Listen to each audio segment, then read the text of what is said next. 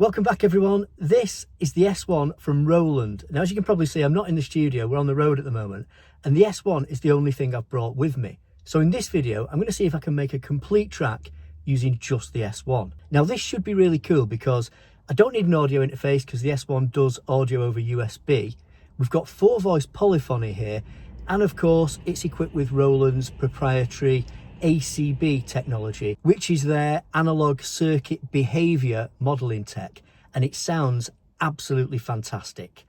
Okay, so here we go, a full track using just the Roland S1.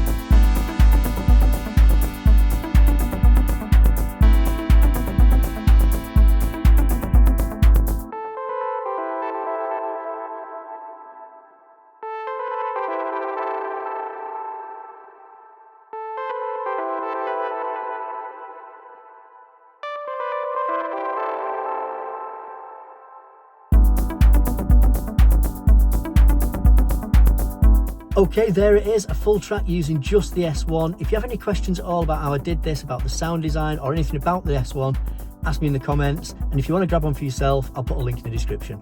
Thanks for watching. See you next time.